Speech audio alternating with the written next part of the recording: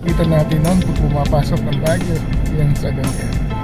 Welcome to Benguet Province. Benguet Province na tayo. We're enjoying the zigzag of Baguio. Cannon Road. Ito talaga yung na-miss natin, di ba? Yung bagong lagay ito. Similar sa Marcos. Dito kasi lagi naglalas. Ganda. Nagdaming tao, ba't lang eh? Ayun na, nag-enjoy na sa dayo ng mga tao. So, sa senior, susubukan natin mag-Cannon Road ngayon at ipapakita ko sa inyo ang kalsada. Ito ng ating magaling na driver. At ang ating magiging, ano lang tayo? Magiging chill speed lang tayo. Tricycle speed, papakita kung gaano kabilis ang aming biyahe. Mga 32-33 kilometers. At relax lang tayo. Papakita namin ang road condition at saka iba pang details ng pagdaan sa Cannon. Tara na!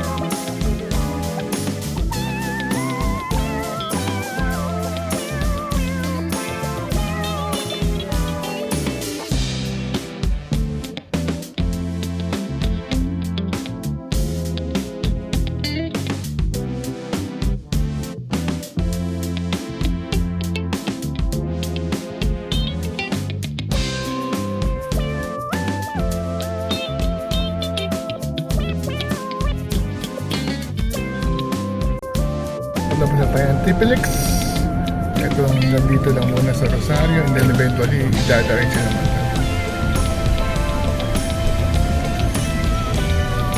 Okay, exiting Tipilix. So, Rotonda na tayo. You're leaving Tipilix.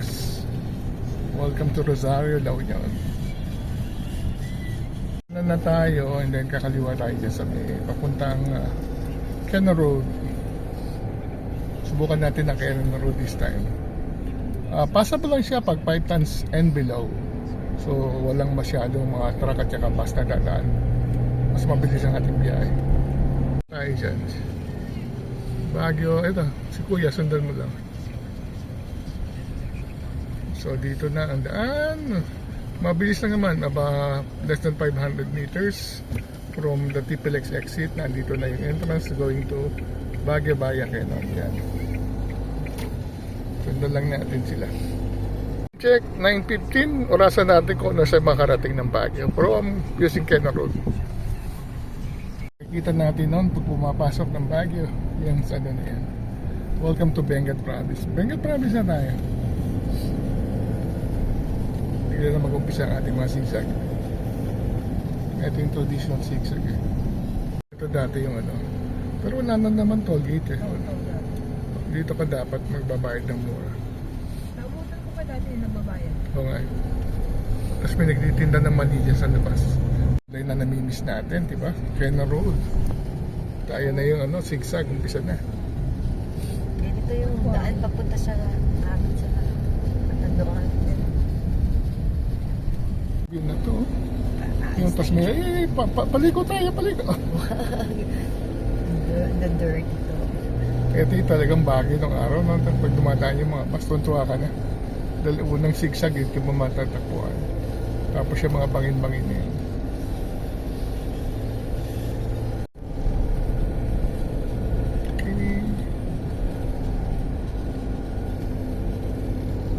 Para may mga resort ng araw dyan, di ba?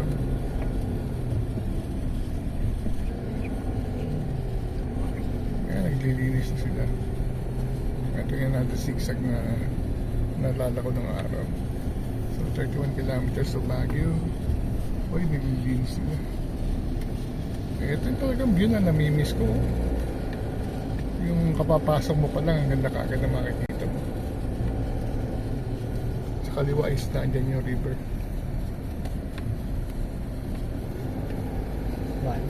Ay, in-overtaken tayo. Masyadong mabagal yung driver namin. Partid. Chill lang tayo. Parang ano tayo, tricycle speed tayo.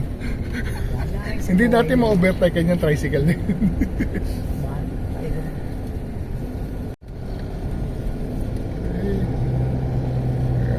Tagal tricycle speed lang. Hindi namin na-overtake yung tricycle na yan. Hanggang sa makarating kami ng Baguio. Nasa harapan namin yan. Nai-stress na nga si Kuya eh. Sabi ni Kuya, ba't tayo niyo ako overtaken? Kaya yun naman, lapad-lapad na kalsada. Kaya nung road niyo, wala nang dumadad. Ayaw niyo pang mag-overtake. Ayan, na-overtake ka namin. Hindi namin na-overtake ng tricycle. Ito, mag-attempt kayo mag-overtake. Hindi na naman, dahil mayroong bisikleta sa harapan. Tingnan natin kung paano natin ma-overtake. Ito, subukan natin. Yellow eh. Yellow. Na-overtaken namin si Kuya. Hindi na kami tricycle speed. Ala, nagalit ang sasakyan. Okay, chill lang tayo. 16. Sinusundan naman namin ang truck na may dalang hollow block. Yun yung speed namin hanggang makarating kami ng Baguio. Chill lang daw. Ano ang ginagawa?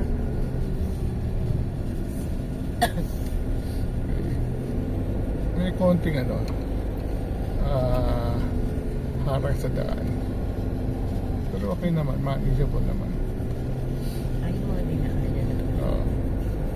Ito mga baneta, nagmamadali na naman. Sabi ni Blessy, ano itong ginagawa niya? Sa pa rin ang bundok na.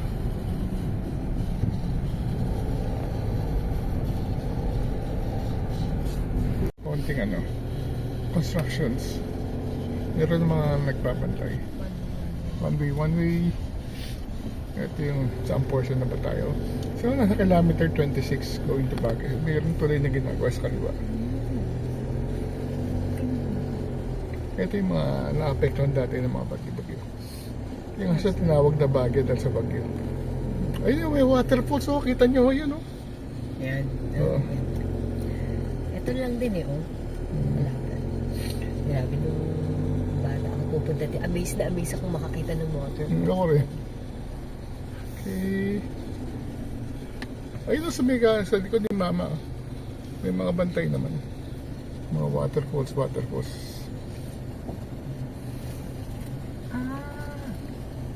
mo. Sila tayo pa kaya. Oo. Sa tula eh. So one way pala. Kaya pala 5 na kasi may daan. So hindi pa pwede talaga mga malalaking truck dito. Saka bus. Talagang lightweight vehicle lang siya. 5 tons lang. So iba tayo dumaan? Saan tayo dumaan pa? Kalayon. Baba. Okay, pababa na tayo. Okay, Kasi kawawa naman yung gulong. Ginigising kayo. Tsaka kawawa naman yung gulong eh. Preno tayo. Okay. Yan. Nakaliba ko. And ayun, okay na. So we're okay na. Sigsag pa rin. Kailangan ng zigzag, may mga hanging plants. Saka yung mga hanging plants na naglakihan na sila. Kilometer 25. At may babae. Ano yung ba't? Sino yan? Ba't may babae dyan? Si ate naman, nakakatakot ka ha. Gabing-gabi baka maghihimatay ng tao sa'yo. Nagpapapala. Hindi white lady, sexy lady, nagpapapala. We're enjoying the zigzag of Baguio. Cannon Road. Ito talaga yung na-miss natin, diba? Yung two-way lang yung street road. Tapos kilometers bagay.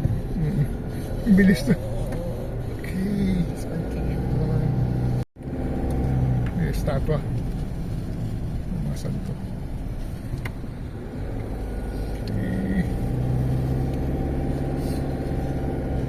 4 kilometers, medyo okay lang na natin kahit chill lang tayo. Oo, inaamutan din natin itong napakabibilis Oo. na mga. Siya overtake na. Mag-overtake sila ng truck. Na naman siya sabi, amutan din naman natin.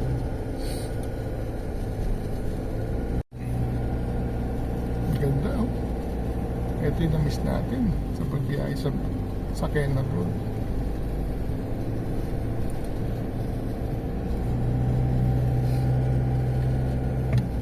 Mga zigzag.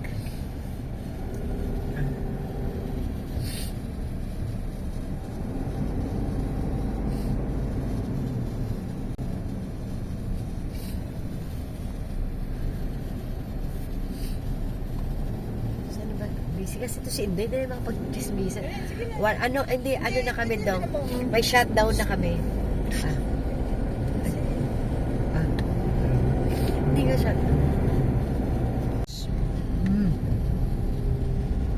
May mga bukas na rin ng mga restaurant.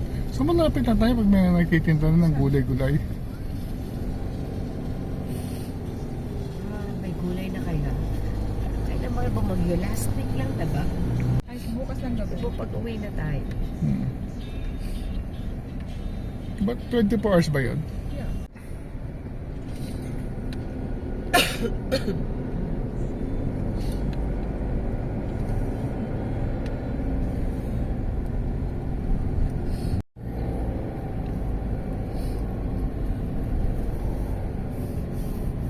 Waterfalls, oh.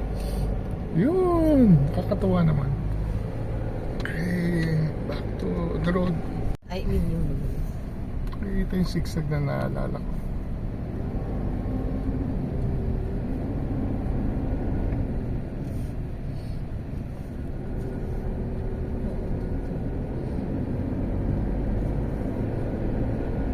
Tayo ng tulay. Ito yung naalala ko laging tulay na dinadaanan.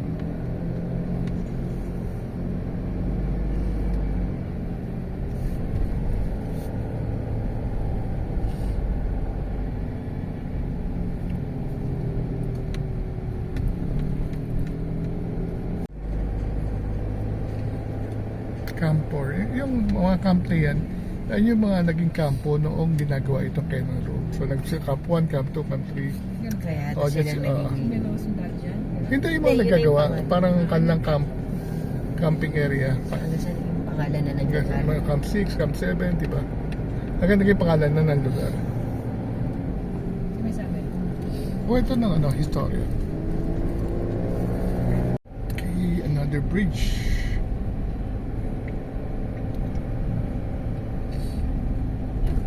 Dati pinintahan yung bridge na yun.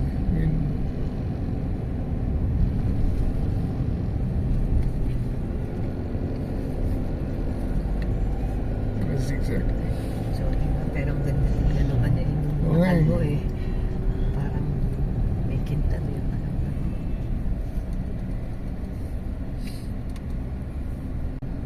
Ganda ng bato.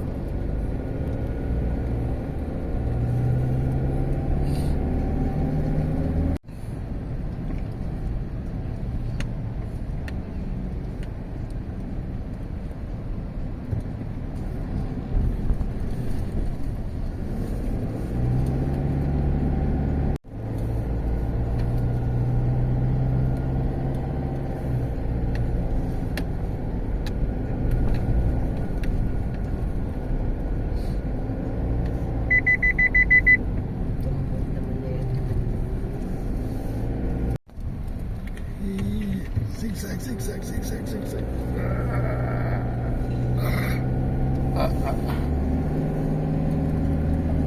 15 kilometers to Baguio City.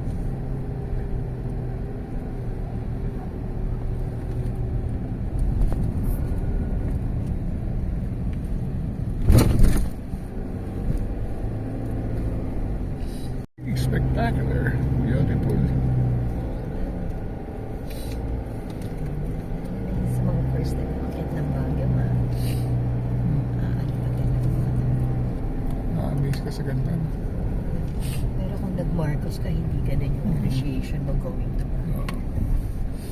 Yeah.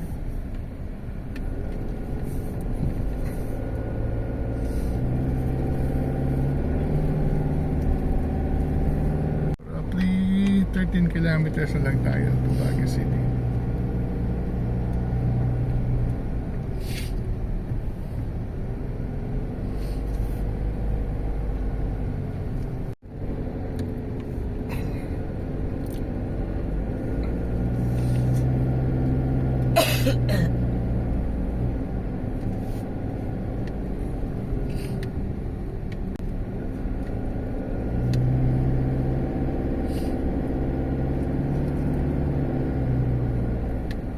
Ito na yung dating magbabayad ka. Hindi, wala namang bayad. Dire-diretso lang. Ganda. Kaya namibis natin. Ganda ng araw. Oh, perfect yung ating ano. Perfect weather.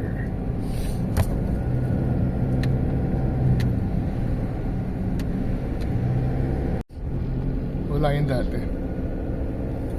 Yung dahil gising. Ito yung bago. Tunnel.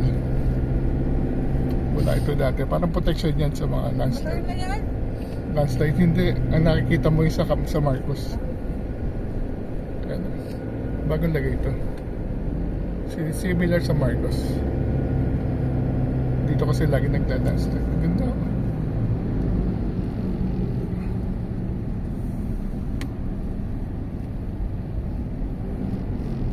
Sana hindi.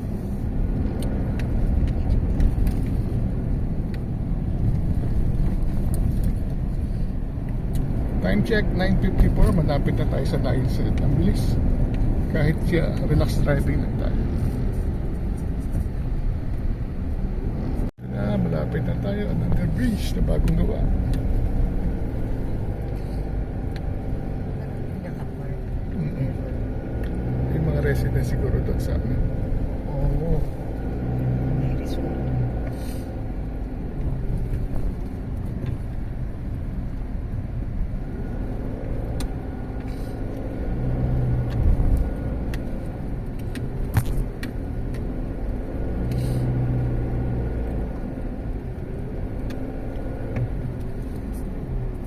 Kaya na yung papasada ng Baguio. Camp 6. Nasa Camp 6 na tayo.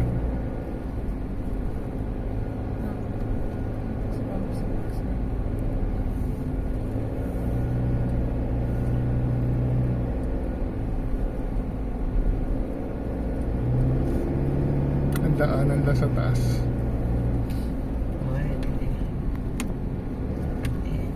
Ito na yung mga structure ng Baguio na nasa taas.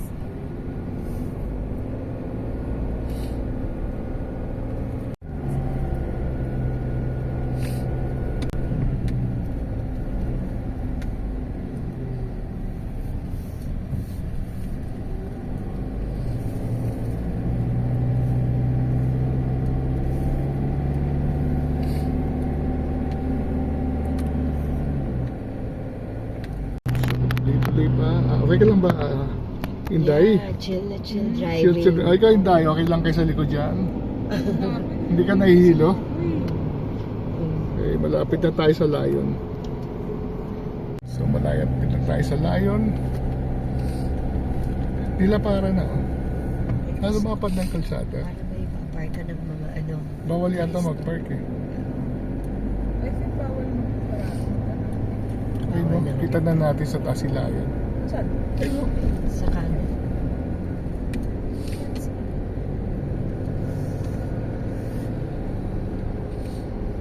Lumapad na yung kalsada dito. Dati ano to. Masikip to. Okay, pag-ikot natin dyan, nandiyan na si Lion. Ayun na. Ang famous landmark dito sa Baguio. Okay, medyo paakit na to. Lalo yung portion doon malapit sa Lion.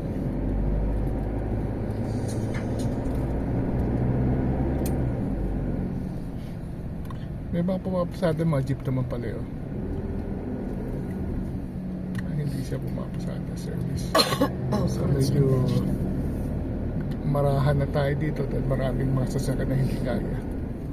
Ito yung medyo matarik na portion sa may tapat ng Layon.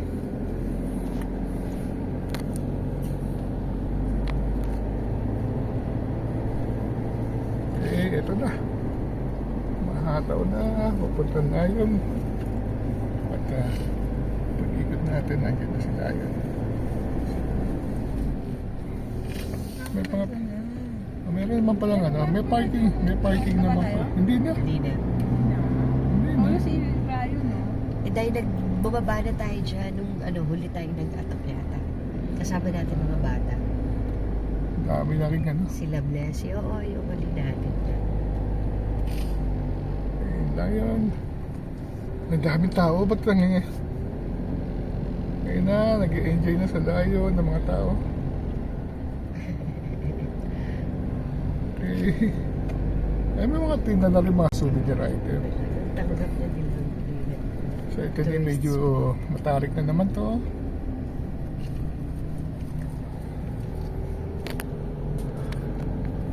Ayun pala, marami naman palang parking maluwag. Pwede kayo mag-park pala dito. Yun, may bayad. Yung mataas na paakyat. Kaya man nagsusunod. Oo naman. Ito, dapat si Fortuner. Go, go, go. Ito, Ay, okay. nako, si motor. Ito, medyo matarik.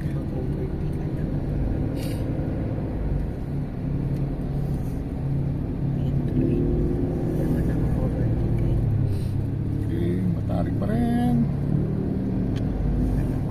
Kaya baka mahulugan ako ng bato niyan. Challenging portion. After Layon, medyo ito yung matarik. Baka may mahulog ng bato, lagot tayo kaya sa bato. Mag-ama. Okay, dahan-dahan lang. Hindi natin ma-overtaken yung ano, mga truck. Okay, na-overtaken tayo ng mga motor. So, diba, ayan. Na-overtaken natin si truck.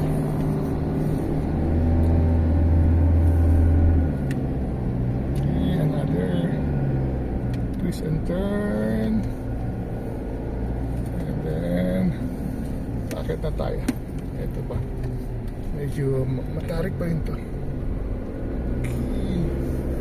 Okay. Galing na Isuzu. Walang kaya-kaya. Ang galing naman na Isuzu. So, kung kailangan nyo ng vehicle na kahit saan, kahit sa Cannon Road, bumili ng Isuzu MU-X. Sisu na sisu yung mga ganitong ano. Zigzag. Tsaka akit. Walang kahirap. Pero ang galing-galing. Saan kayo makakabili nito? Ito, Sa Alabang. just dial this number below the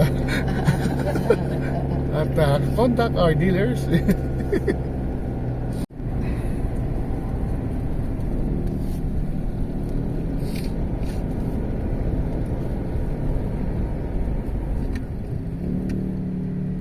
din ang ating pagkakat. Welcome to Baguio City.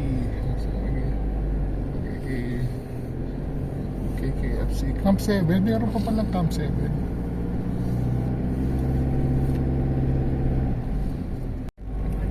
Ito na yung view deck. Dito natin tumitigil. Ito yung entrance natin ng Baguio City. So, ang time check natin ngayon is 10:05. Umakit tayo ng 9:15. So, 50 minutes na andito na tayo. Kahit ang daan natin ay chill trail ride. So, meron pang checkpoint. Hello, kuya. So, 50 minutes, kayang-kaya niyo kung kayo magkikero. Ganda na ng mga sunflowers. City na tayo, nakikita na natin mga tindahan ng mga gulay. Ito yung mga stopover bago bumaba. Ay, closing pala to. Oo. Wala ako na. At pwede kanya kumana sa Kamchak.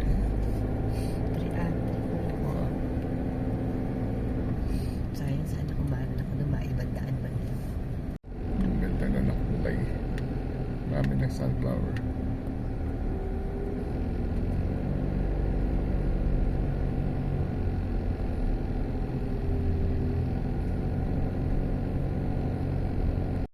Camp Camp. 7. Kaya- Camp 7 pala to. Oo, dito kayo nag-ano, Yeah. Banda dyan. Yun pa. Camp 7.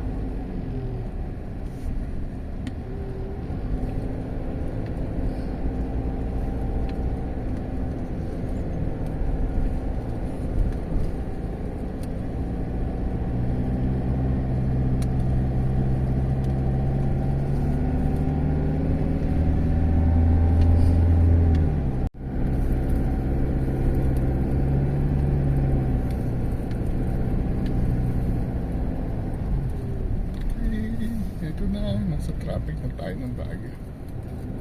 Okay, nandito tayo sa may sa pwede tayong kumana dyan sa may Camp Chani. May Camp 8 pala, no? So time check, it's almost 10:14. So kaya na pala ng isang oras. So 2 kilometers to Baguio City. Medyo traffic na dito.